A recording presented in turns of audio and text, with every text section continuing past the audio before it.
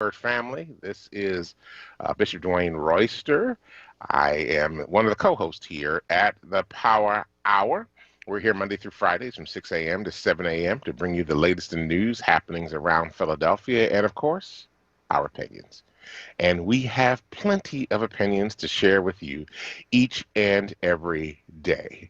Sitting in for our other co-host, the Reverend Dr. Mark Kelly Tyler, who is out, but will be back with us hopefully next week, is Miss Tawanda Stallworth, Power staff person and resident of Pennsylvania on the far side of the state in Carlisle, Pennsylvania. Tawanda, how you doing this morning?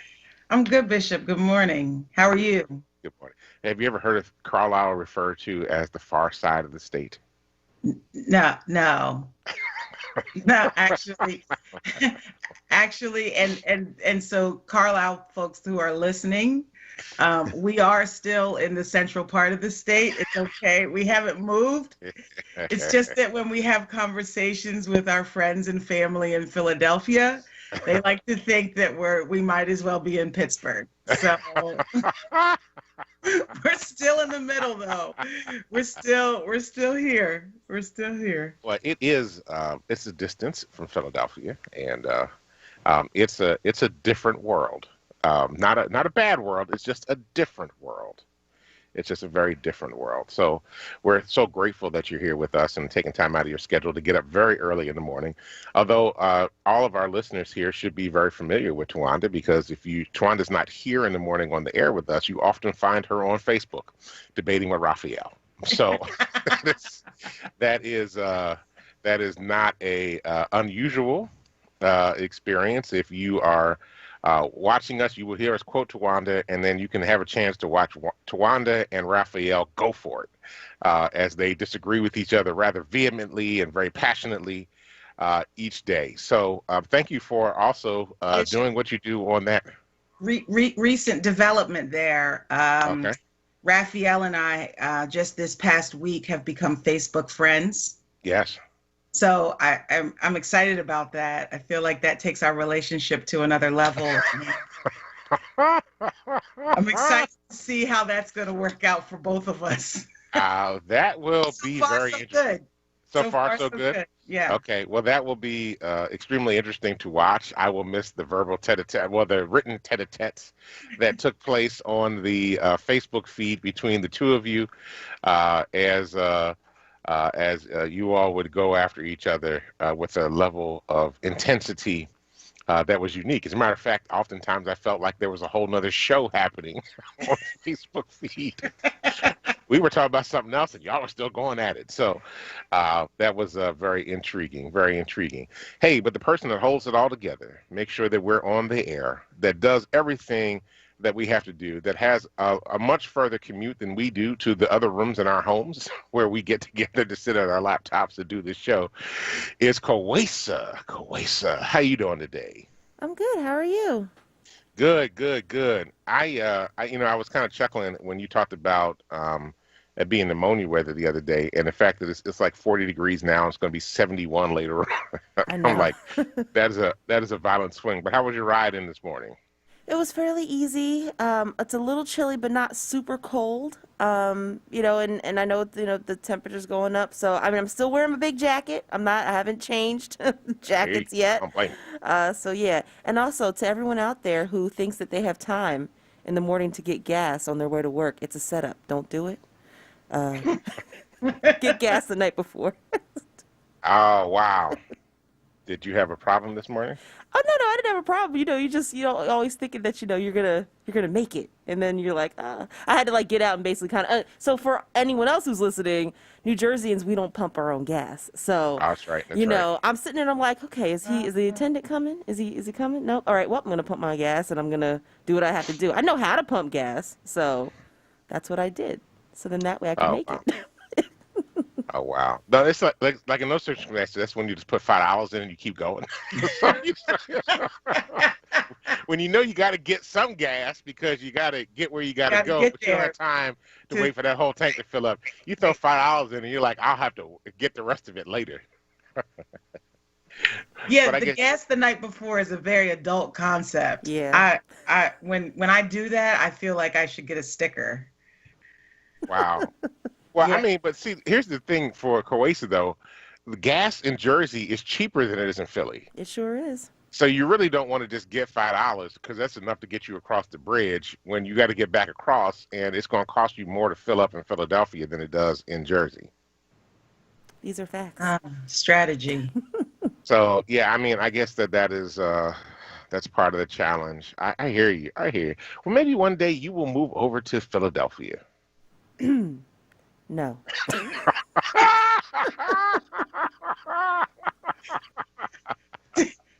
Wow. Okay, I heard that. I heard that. That's all right. I I am think not, that was no period. there was no. There was emphatic no. Actually, I Yeah. hear you. I hear you. I appreciate that. You know, but I mean, let's be honest, right? This is going to sound bad. North Jersey is an extension of New York. South Jersey is just an extension of Philadelphia. So even if you live in South Jersey, you're really just an extension of Philadelphia. Most people in Jersey would not appreciate that. Well, I think that. I feel like I'm, an extension of Philly.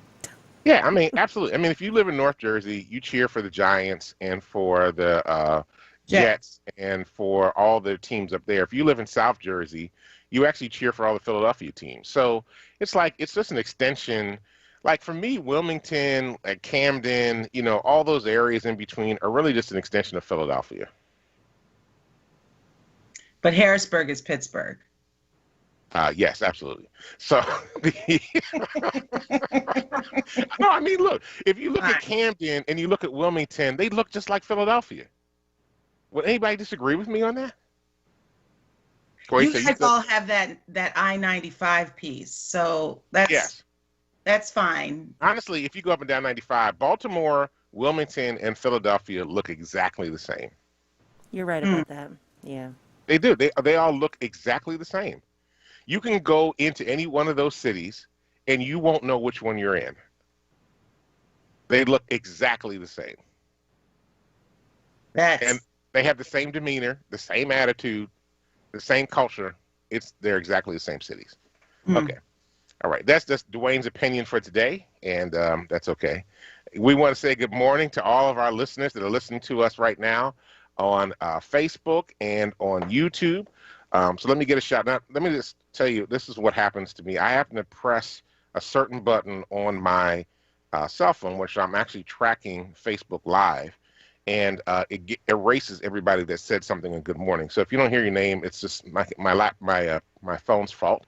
But good morning, Robert Garland. Good morning, Mabel Wellborn. Good morning, Sheila Washington Booker. Good morning. Sheila said, Dwayne Royster offered Tawanda a slice of cheesecake on my behalf. That's lovely. I was trying to do something with that comment before you read that. Oh, I'm sorry. But, there you go. No, I mean, she just, I don't like cheesecake. Not at all. I think it's an abomination. I think it's a waste of a dessert. I'd rather put cream cheese on a bagel. Don't call it cake. It gets stuck in I can't swallow it. It upsets me. So many people are really fanatic about cheese. Like, oh yeah, give me that cheesecake. Like, I can't wait. Oh, they're going to have cheesecake. Like, people get excited about it. And I don't know. Wow. No, wow. I'm not going to get excited about cheesecake. People offer it to you with excitement because they think everyone likes it, like everyone should be excited about it. So they're like, I made you a cheesecake. Let me know how you like it. And I'm like, I don't like it at all. I don't like cheesecake either. I don't do dairy. So for people, I don't do dairy at all. So, I mean, that's great. But it's nice. Thank you. I mean, it's a great offer. Thanks, Sheila. That's wonderful. To do that. It's really great. Constance Stewart is out there. Hey, Wanda Campbell is with us this morning. He said, happy Friday Eve. Nice. Yes. Cassandra McElray is there. Kanisha Chapman is with us. Robert Garland said that was shady, Koisa. He said it was shady. It was shady what you did about Philly. I hear you. Good morning. And then Robert Garland said New Jersey is the East Coast flyover country. That's horrible. Robert, you are not being generous this morning. Let's see. And Oh, Tawanda's out there. She's checking out with Ed Minner there. And then on our YouTube fans is Nikki O'Tim is out there. Nikki O'Tim says, Quace, I live in PA and go to Jersey not to have to pump. There you go.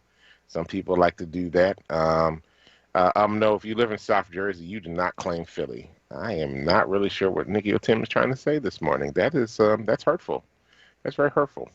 So anyway, for those of us that love Philly and lived in Philly and are coming back, then it's all good. So I appreciate each and every one of you that are checking us out every single day. Joining us, hey, do us a favor, hit the share button on your Facebook page if you're watching this via Facebook, and let your friends know that the Power Hour is on, and that they can watch with you this morning and listen with you. So make sure you let folk know we're on air. We are on the WURD Radio app. We're on Facebook. We're on YouTube. We're on a variety of means that you are able to reach us each and every day. They're actually apps that you can use on your phone that pick up radio stations around the country. So we're probably on there as well. And we just want to thank you for listening. If you're not listening, there's no reason for us to be here. So we appreciate that. All right. There's a bunch of things that are happening in the news that we want to get in. First of all, we want to congratulate Tashira Jones, who is now the first Black female mayor of St. Louis, Missouri. Woo! Yay! Woo! So she's a former activist and has been the treasurer for St. Louis for a minute. Got cheated out of her last election because the Black folk couldn't come to an agreement, and so they actually let a Republican white woman win because they have open mayoral races, which is a little different than in how we do it. And but now she is now the mayor of St. Louis, which is a big move for St. Louis. Many of you know, actually, Tashira was out in the streets during Ferguson uprising. Ferguson literally is right outside of St. Louis near the airport. And this is a really big moment and move for them, for her to be elected. So congratulations to her and to all the people that threw down with her in St. Louis. It was not just her, it was a whole movement of folk that really did a lot of work to help her get elected. And I know some of those folk. So we deeply appreciate her and all that she is doing and will do for the city of St. Louis, and hopefully get some of that stuff together. She's ran on a platform of dealing with racism and sexism and homophobia and all the other isms and issues like education reform that needs to happen in St. Louis so their children are able to thrive. So looking forward to seeing what she does. Black women winning again. Yes, yes. This is the moment for the Black woman. Yes. I'm just standing in awe of the whole thing. I'm just like, okay, like lead, please lead. Yes. Take us to a different place because everybody else has done it and it hadn't worked. So Yeah.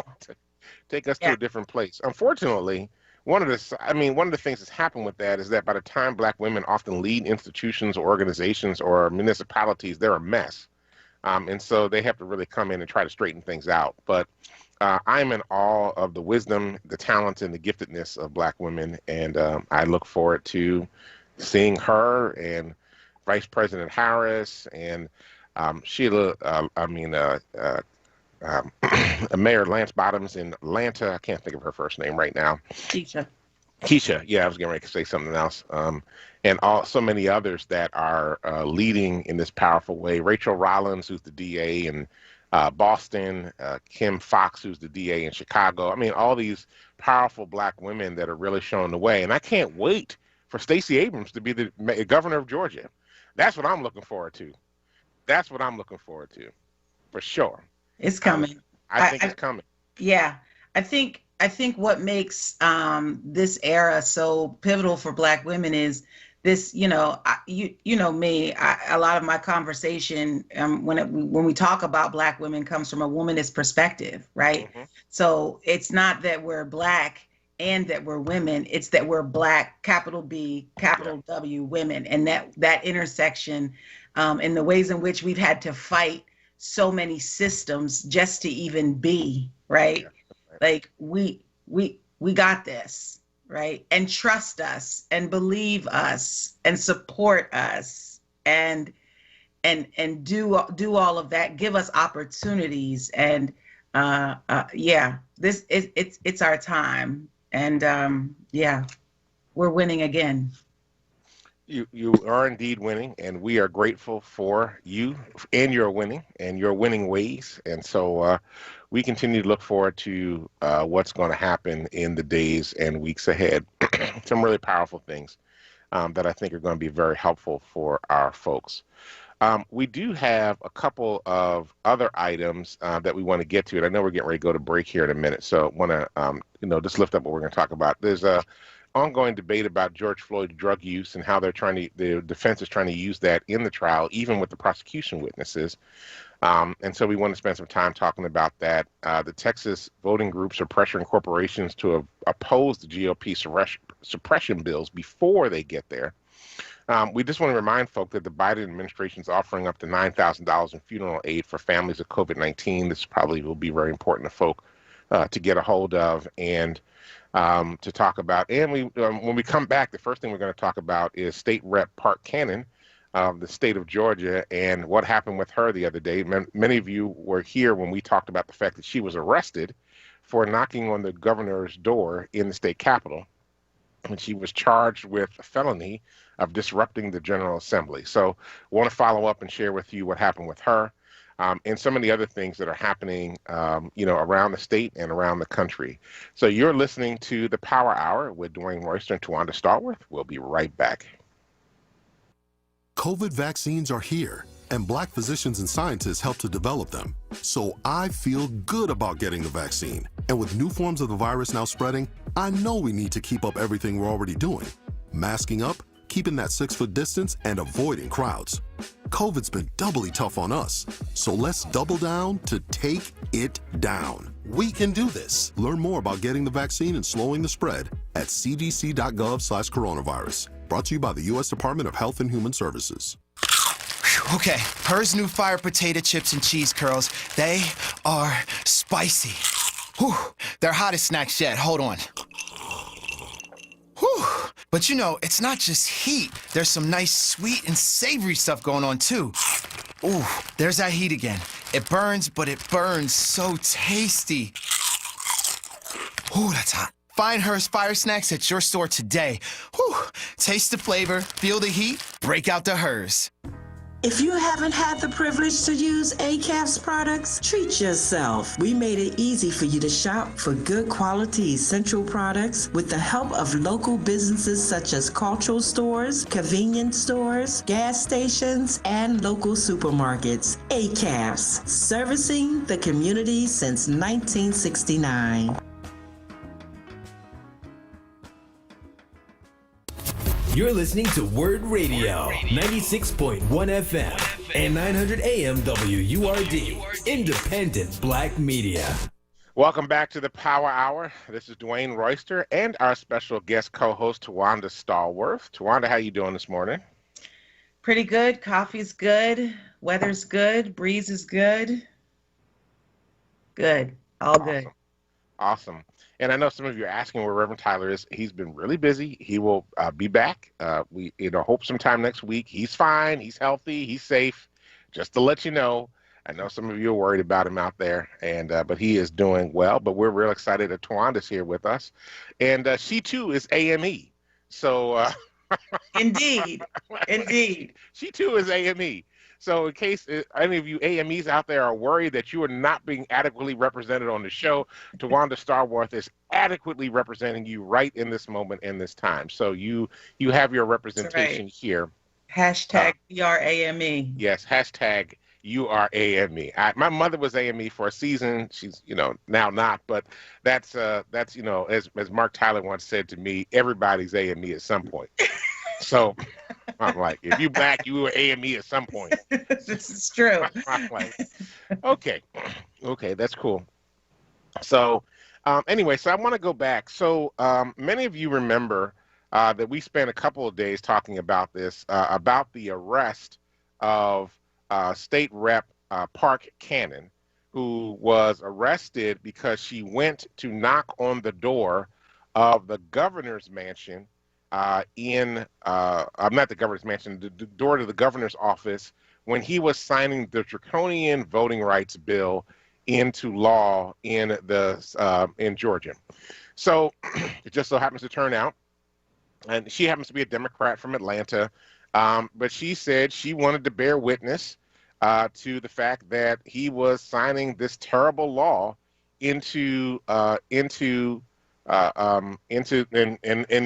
basically rolling voting rights back. Mm-hmm. So as a result of this, she was charged with felony for attempting to disrupt the General Assembly. Well, she wasn't in disrupting the General Assembly. She was knocking on the governor's door. Right. And then she was charged with a misdemeanor of disturbing the peace or something like that.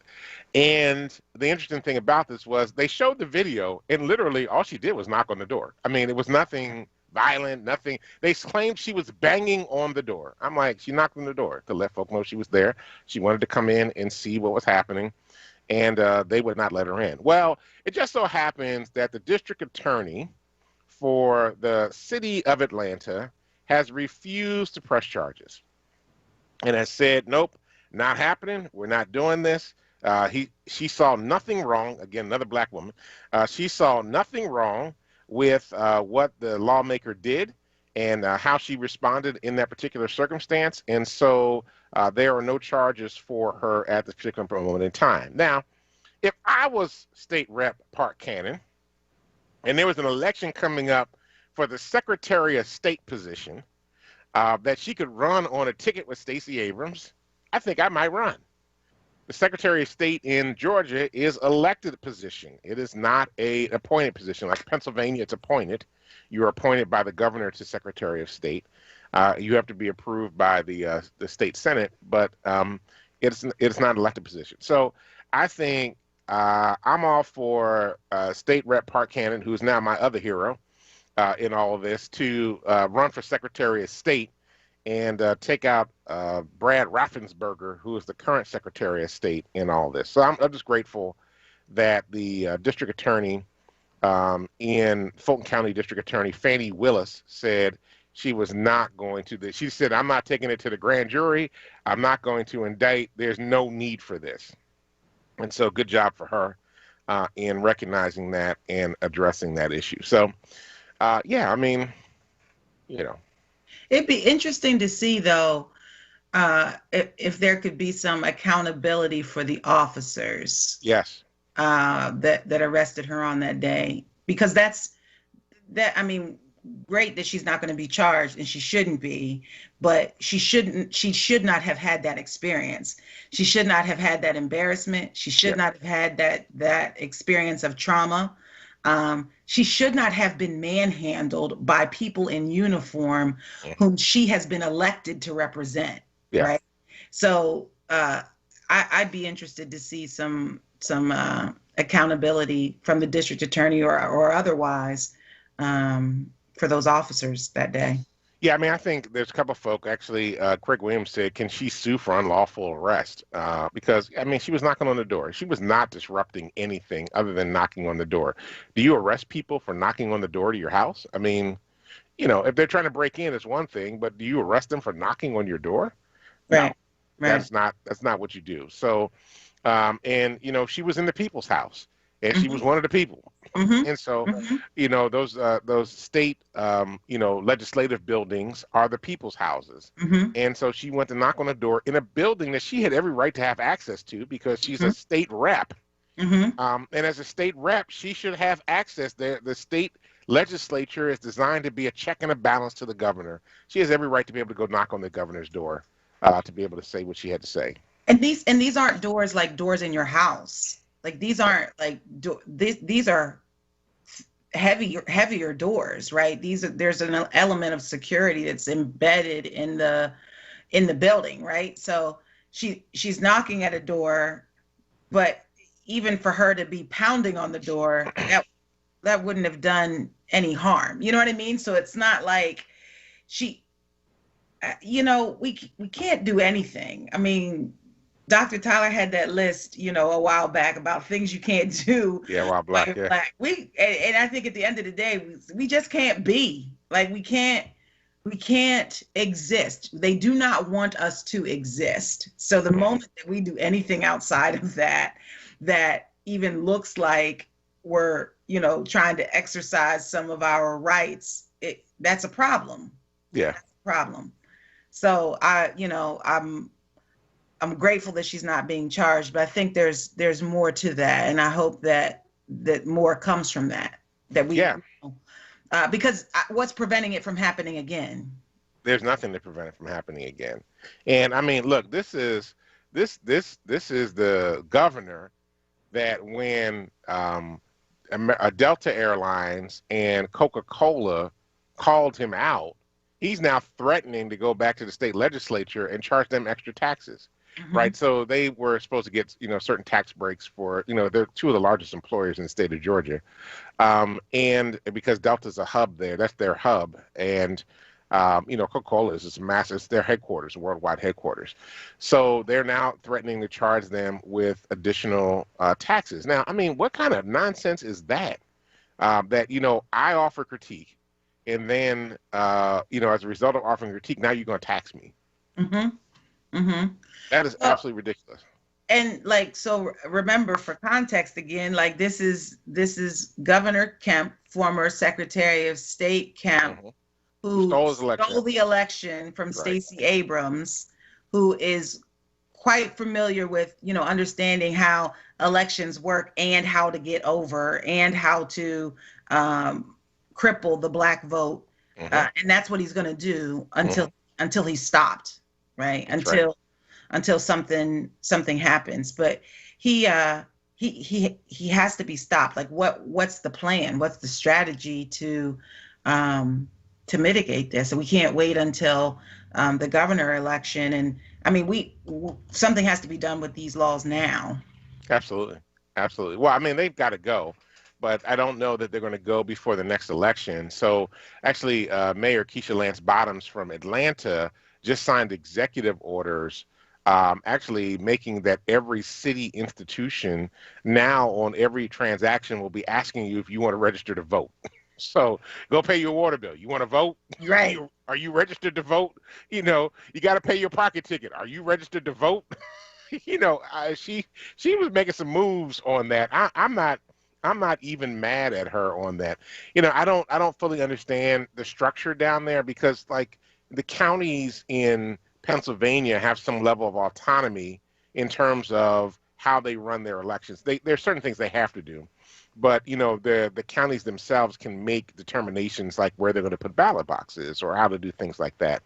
And so I don't know how much autonomy the local election commissions have in terms of being able to determine that. But Atlanta actually has elections coming up. And actually, the longest lines in Georgia were in Atlanta. Mm-hmm. So this is really trying to quench the vote in Atlanta. But, like I've said before, I'm ready to go down during the Atlanta election and go take some water and take some food. I was actually reading up on the law last night. So you can't be within 150 feet of the polling place to be able to give people food and water. So the lines were long enough that you could actually get folk before they got within 150 feet of being able to go vote. So I'm like, I want to actually go to some of the polling places and just mark out 151 feet so that you can stand at 151. And then, I am going to go inside the 150 place and just give people some water and some food and just let them arrest me. I mean, I think it's draconian, right? And much the same way that we have policies where people are sitting at the lunch counters, we're going to have to do the same thing. This is the same exact principle around these voting laws. So I read where Governor Kemp said that people who are standing in line can order Uber Eats. Yes. Or DoorDash. So But they can come within 150 feet. Right. Volunteers can. So it's not that you don't, I mean, really break down, you're telling on yourself, Governor Kemp, break down the spirit of the law. What are you what are you really after? Because it's not that you don't want people to eat, because they can eat. They just need to spend money to eat. Right. He Much needs some like PAC money. they, He needs some they blood can ration vote. committee money. They can vote, right? But you just have to guess how many jelly beans are in this jar, right? You can do this, but it's going to require something of you over and above what would be Right. required of somebody Which else. then becomes a poll tax. Sure. So I want to vote, but now I got to spend money. It's a poll tax. Uh-huh. And it's also probably PAC money. We watch Uber, and we probably can watch DoorDash putting some money in his PAC fund Sure. and thanking him for increasing their business during the election cycle. Well, I'm saying it's an unjust law, and I think that there needs to be a plan for us to be able to go down and, for a group of us, I know I've talked to staff at Power about this already, and we're going to talk to leaders about it at some point. We need to go down, be prepared to be arrested, because this really requires a level of civil disobedience, because this is absolutely absurd, a law. It's draconian, and I can't imagine anybody would allow this to stand. If I was Coca-Cola, I think I would go and just put a Coca-Cola truck right in the parking lot where people are standing and just let it come on up, because they're not a nonprofit, right? So Coca-Cola is a for-profit corporation. So they can just drive up and open up their refrigerated truck, and you want something to drink, go get a Coke. Mm-hmm. Have a Coke and a smile and stand in line. Yeah. So, Yeah. It's really troubling. It's sneaky, and it's evil that Absolutely. that our most basic fundamental participation in American democracy gets targeted this way by someone who's, anyway, you were saying? I don't know. Look, here's the other thing, though, right? Here's the other thing. So I see Judge McCabe out there this morning. Good morning, Judge.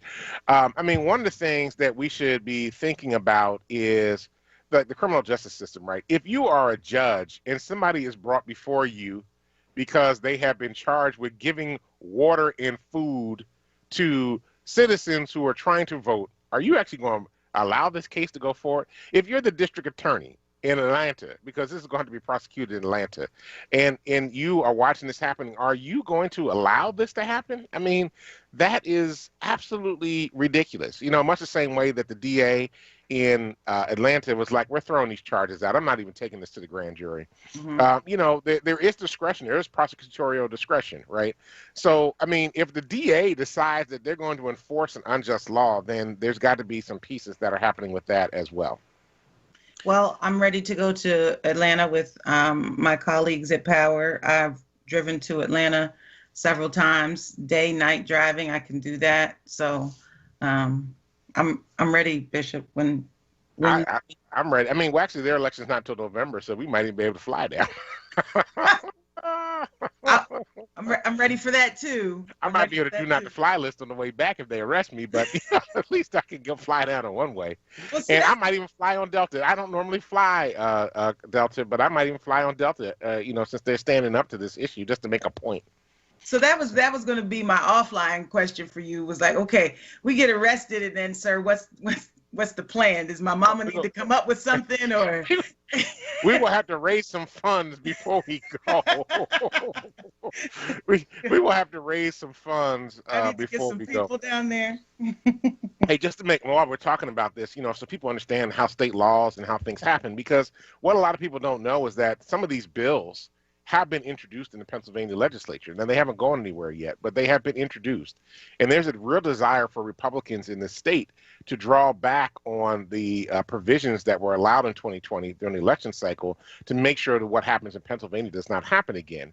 Part of this, we should just say very clearly, tonight Power at 6:30 p.m. is doing, we're doing 3 political symposiums trying to help people understand how state politics works and plays out in all this. And so our second one is tonight, is from 6:30 to 8 p.m.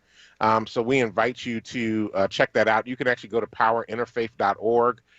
If you go to the calendar there, it'll be on the calendar. You can just register if you're interested in this. But there's a whole piece. We actually started last month. We did a whole section on how the state works, how the state budget works. What are the provisions of the state budget that we really need to keep an eye on. We help people understand, how the voting process works in the state of Pennsylvania. We were kind of laying out our vision for what we want the state to be, not just what we want our organization to be, but what do we want the state to look like? How do we build beloved community? And so that was a very important piece for us, and we're extending it to you to join us and be a part of that tonight. I think Tawanda is putting in the registration piece into the chat box. And so you can join us tonight and be a part of that conversation. Look, we want every Pennsylvanian to be educated about how the state works, about the state budget, about a variety of things. There's a big fight going on right now. Governor Wolf has pressed for $1.3 billion additional dollars to go to state education funding, and Power for the last several years has been working on a full fair funding formula that we actually got passed some years ago, but the Wolf administration was only willing to put a certain amount of money through it. But actually, if we put 100% of all the state education money through the funding formula, Philadelphia stands to get hundreds of millions of dollars that can really go to our children and help to benefit their education. I was on a program last night with the principals union here in Philadelphia about the positions that they need as schools open back up so that our kids are getting the best education possible, considering the fact that they have been out of school for so long. They're trying to get reacclimated to being in the school. So shout out to Dr. Robin Cooper, president of CASA, Teamsters Local 502, which is the principals union here. But, talking about make sure every school has an assistant principal, every school has a climate manager, every school has a math teacher lead, every school has a special education assessment coordinator. Every school has a reading lead. Those are very important positions for our children to be able to thrive and learn, especially after being home for a year and trying to do homeschooling. Now we're going to be back in the classroom. The children will need all the support that they can get, and we want to make sure that they're getting that. So shout out to CASA, Dr. Robin Cooper. I was on this call last night, had a chance to speak. Shout out to Reverend Nicholas O'Rourke, who facilitated it, but was, also on there were several council members, including Derek Green, Jamie Goutier, Kendra Brooks was there, a member of the school board was there as well. So there were a whole lot of folk out there really supporting. Councilman Isaiah Thomas was out there. That were very much supportive of making sure that our children get all the resources that they need. Jerry Jordan from the PFT was a part of the conversation as well. So want to just make sure that we're doing the best for our children in this particular moment. All right, well, we're up on a break. And, hey, the phone lines will be open, 215-634-8065. Again, 215-634-8065. You're listening to Power Hour with Dwayne Royster and Tawanda Starworth. We'll be right back. Hi, this is John. Hi, this is Juanita, owners of JD's Auto Body and Painting. We're located at 6300 Wayne Avenue, right there at the intersection of Wayne and Washington Lane. We really like to thank all you WURD listeners for the support that you've given our business, and we really hope to see you in the future. JD, tell them about our products and services we have. We have a new state-of-the-art paint shop along with our body shop and detail shop. We can help you with the dents and scratches from the winter season. Come to JD's Auto Body and Painting. Come on out and check us out. We're still honoring that WURD 10% discount. Give us a call, 215-848-5949. Again, 215-848-5949. Thanks again for supporting our business. We really appreciate you. See you at JD's Auto Body and Painting. The Germantown Friends School mission begins with a commitment to community and to the belief that academic achievement is in itself not enough. Inspired by Quaker values, GFS encourages students in preschool through grade 12 to see the world as theirs to experience, to understand, to create, and to change. Learn more about the GFS academic, arts, and athletics programs at their upcoming virtual open house, Friday, April 16th, 9 a.m. Register now at germantownfriends.org/admissions. Tune in every Saturday at 4 p.m. for the Did You Know Show with host Bryant Green, right here on WURD 96.1 FM and 900 AM. Now, a traffic update on WURD Radio. Good morning. This report sponsored by Merrill. Looking at 295 northbound, a little slow now, approaching 42. Right lane blocked, ongoing emergency construction. The reason 95 southbound, you're going to find that busy coming down through Bridge through that work zone. Northbound, not bad yet. Vine Expressway westbound, Lake Parkway through the Schuylkill Expressway. Schuylkill both ways, east and westbound. Again, not a bad ride as of yet. The Boulevard Route 1 southbound. Watch for some slowing broad down to Fox through that construction. PA Turnpike and the Blue Route 476 still in pretty good shape this morning.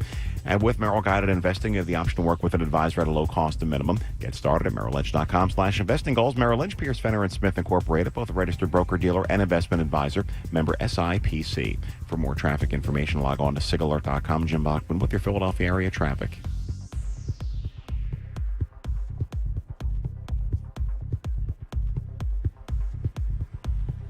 Now, a word weather update. Here's NBC 10 First Alert meteorologist Bill Henley.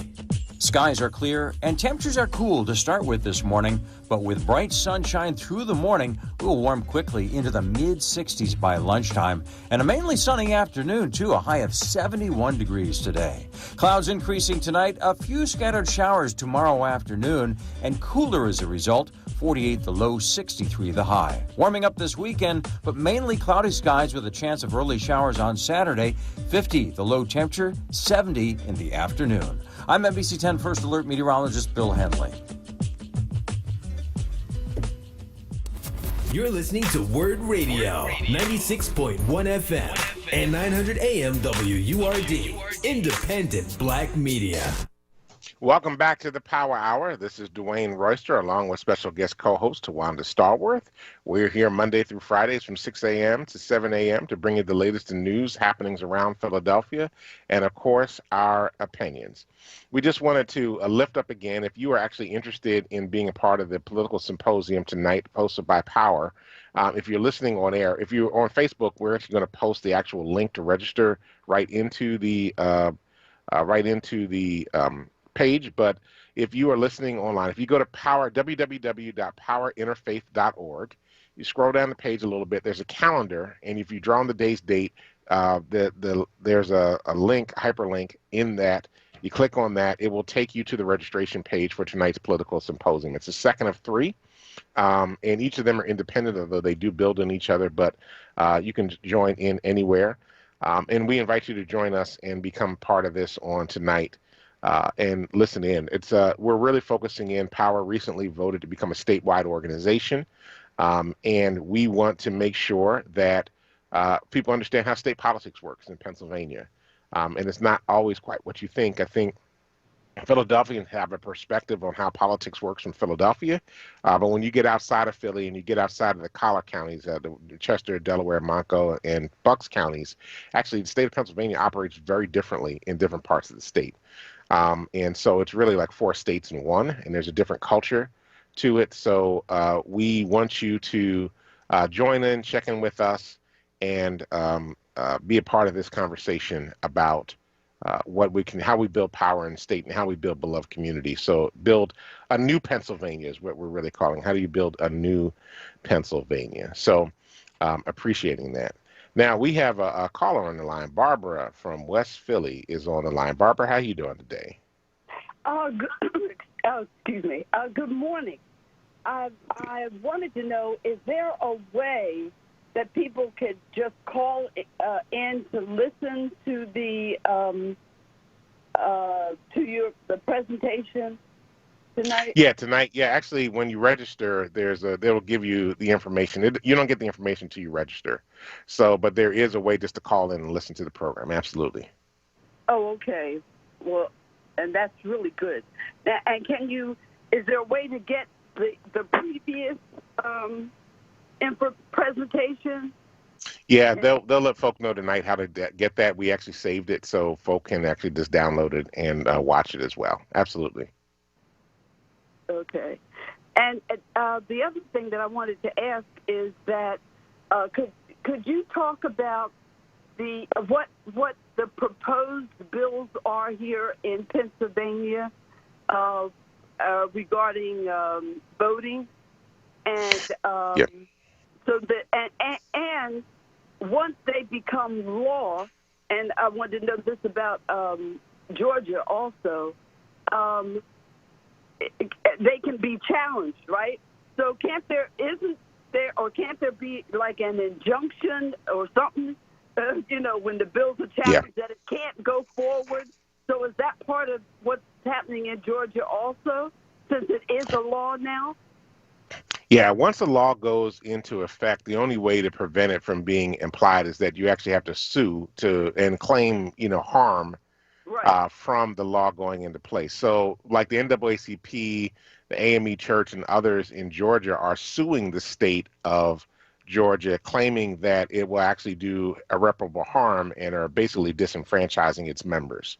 So they're claiming status in being able to sue. So yeah, once it's in law, though, I mean, it's very difficult to recall a law unless you get the legislature to agree to it, which in this particular case, the Republicans are not going to do that because they're still trying to prove their loyalty to Donald Trump, even though he called them everything but a child of God. But yeah, you have to go through legal measures, and eventually a law can be invalidated by the courts, which has happened here in Pennsylvania. So that's a very real possibility.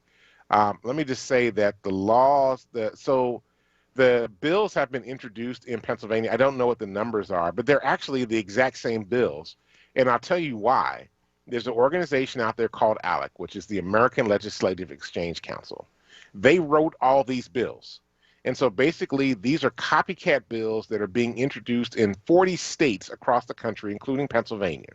Now, the bills have not moved anywhere, in part because Governor Wolf will veto them, and there are not enough votes to override his veto.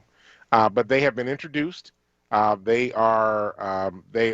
when we say introduced, bills, there are hundreds of bills, actually thousands of bills that get introduced every legislative cycle, and most of them don't ever get a hearing, they don't ever get seen, they don't ever get moved on one way or the other. So they're just introduced, and part of that is so that politicians can say, I introduced legislation. Well, you introduced it, but it didn't go anywhere. And so to me, we need to be very clear that there's a difference between being introduced and actually getting a hearing and then actually getting voted on. There are bills that get introduced that never go anywhere. And then there are bills that get introduced that actually get a hearing and then never go anywhere. And then there's some bills that actually have introduced, they get a hearing, and then they get brought to the floor to be voted on. And then they might potentially become a law. So like each level, there's thousands of bills that go through the introduction phase. There are, hundreds of bills that go through the hearing phase. There's, a few hundred that actually might get voted on and put into law. So, but each step of the way, it's a high threshold to be able to actually get from a concept to a law all the way through. So it's a lot of work to be able to get that done. And it's not a fast process. Very few, with the exception of when Alex steps in and actually hands you a cookie cutter bill, and all you've got to do is slide it across the floor and get it stamped that you want to introduce this. So, that makes it a little bit faster. But these bills are the exact same laws that they're talking about in Georgia are the exact same laws that Texas is fighting over right now, are the exact same laws that have been introduced in Pennsylvania, but will probably never get voted on one way or the other. So thanks, Barbara, for your call. Really appreciate that. Those are great questions, by the way. And so thankful for that. Just wanted to mention a couple of things real quick. This has been in the news for a little bit, but just remember to remind folk about this because there have been so many deaths from COVID. If you have a family member who died from COVID-19, their death certificate says that, and they did not have life insurance or a burial policy, the administration, Biden administration, is offering up to $9,000 in funeral aid to families of COVID-19 victims. Now, it's very specific. The death certificate has to have occurred. The death has to occur in the U.S. or one of its territories, and the death certificate must indicate the death was attributed to COVID-19. It says that each applicant must be a U.S. citizen, non-citizen, national, or qualified alien. And so it's important to make sure that that person was here in that way. And the death had to occur after January 20th, 2020. So if you are interested in this information, you can go to the FEMA website.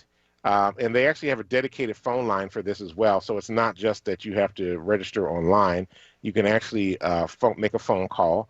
And that COVID-19 funeral assistance line number is 844-684-6333. That's 844-684-6333.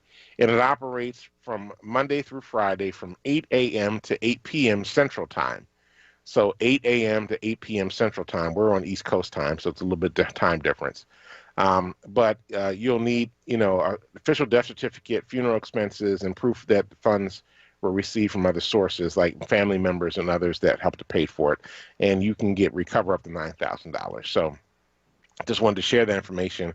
I think folks should have that so that they can, take care of that. I've known of families that, everybody's trying to raise funds and help put the money together to be able to take care of the funeral. So please do it. Please do this. All right. Raphael said something, Bishop. I just, because it's almost at the end. So I feel like I can ruffle this feather a little bit. But this thing about Pennsylvania having a Kentucky culture, I think that's part of the narrative that keeps us bound. And I would challenge us to maybe look at that a little bit differently. Maybe not in terms of outcomes, but in terms of prospects. And remember that Pennsylvania went to Joe Biden not only because of Philadelphia, but also because of historically red counties in the middle of the state that went blue for Biden. And that there are people out here doing the work to make it less oppressive. And I think part of what will make Pennsylvania a more beloved community is the ways in which we talk about that narrative. Gotcha. Yeah, I think we will have to find a new way we have to build a new Pennsylvania, right? That doesn't separate us anymore, but we find a way to come together as a state. Totally agree with you. Thank you for sharing that, Tawanda. Appreciate you. Sure. All right, Tawanda Starworth, thank you for holding it down in partnership today. Deeply appreciate you being here early in the morning to be a part of the show. Thank you, Kawesa, for holding it down holding down the boards and taking the callers for us this morning and doing everything you do to make the show work. Thank you to everybody on Facebook, YouTube, listening to us on the air, through the app, and all the various means that you catch the Power Hour each and every morning. We deeply appreciate you. We'll be back tomorrow morning from 6 a.m. to 7 a.m. to bring you the latest in news, happenings around Philadelphia, and of course, our opinions. Stay tuned now for Wake Up with Word with Solomon Jones. And listen, family, do us a favor. Go out, change the damn world, because if you don't, nobody else will. Peace.